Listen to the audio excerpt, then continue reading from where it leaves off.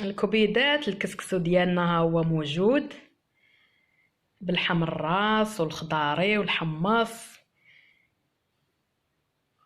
ديال هاد الجو البارد. كنتمنى يعجبكم. ما صورتش ليكم المقاطع كامله باش ما نطولش عليكم الفيديو ويكون ممل. كلشي تبارك الله كيعرف يدير السكسو، غير مشاركه وصافي. كنتمنى تصاوبوه حتى نتوما مع هذا الجو الشتوي والبارد.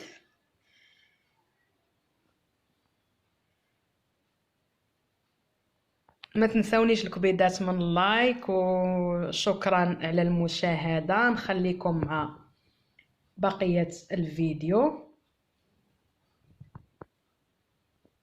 وبالصحة والراحة.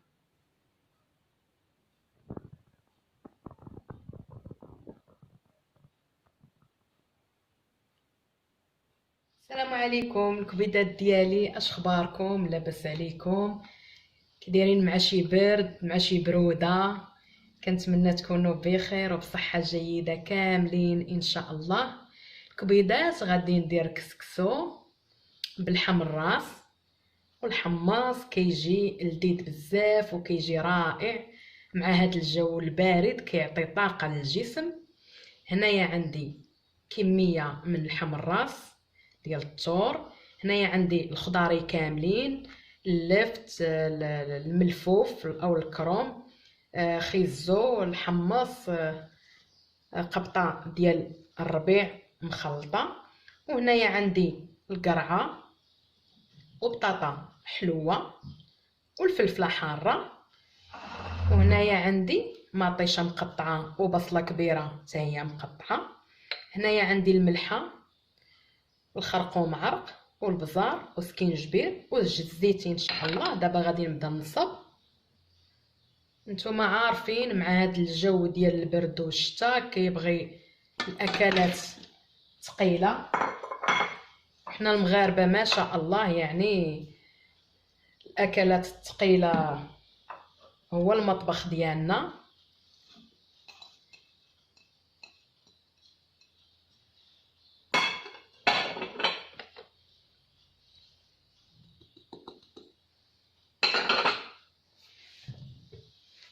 دابا غادي ندير الزيت صافي وغادي نرد تشحر. من بعد ان شاء الله غادي ندير الخضره وندير لاصوص. بعد ما تشحر ليا اللحم غندير لاصوص والخضره.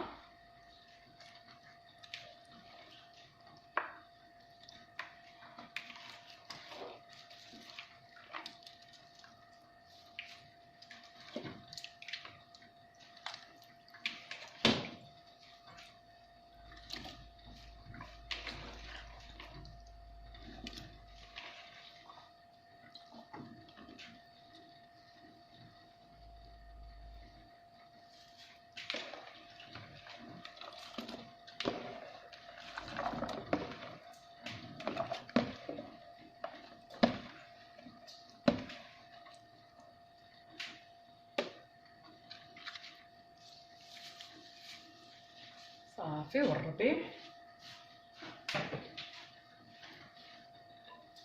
نزيد شويه ديال الماء.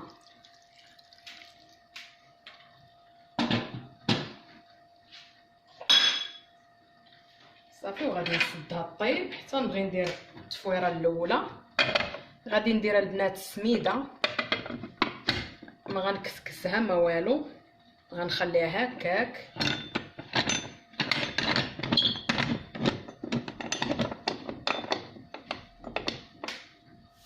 هنايا الكبيدات ديالي عندي سميده، ما غاديش نكسكسها، غنخليها هكا. بالنسبه للناس اللي عندهم القولون العصبي يجربوا السميده بلا ما تكسكس، ولا الكسكسو اللي كيتشرى مكسكس، لا غير سميده هكا يجربوها، راه مزيانه. انا مجرباها ما كتضرنيش، ولكن الكسكسو الا كان مكسكس كيضرني في المصران. غادي ندير ليها الزيت، غربلتها طبعا صافي، وغادي نديرها تفور. المره الاولى، وغادي نحيدها نطلقها بالماء، نعاودها عاود المره الثانيه ونطلقها بالماء، والمره الثالثه ان شاء الله عليها نوجد القصريه ان شاء الله. صافي على هذا الشكل هذا بالزيت كامله،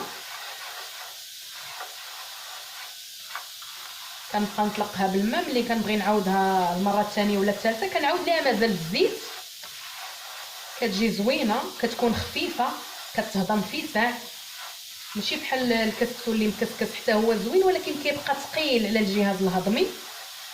اللي عندهم هذا المشكل راه غيكونوا عارفيني علاش كنهضر. صافي كندبسها كامله على هذا الشكل هذا.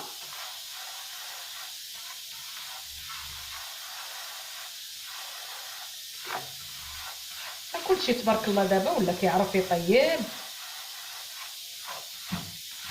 غير اللي كيتخوف من الكسكسو كيشد الوقت صافي. اما راه كلشي الحمد لله ساهل. بعد ما غطيب ليا الخضره المره الاولى غتبقى ليا غير القرعه. باش ما نطولش عليكم الفيديو، في التفويره الثانيه نحيدها كندير القرعه وبطاطا حلوه صافي، وكنعاود نسد حتى كتصفر الكوكوط، كندير التفويره الثالثه صافي وكنسكي. باش ما نطولش عليكم الفيديو يجي طويل وممل.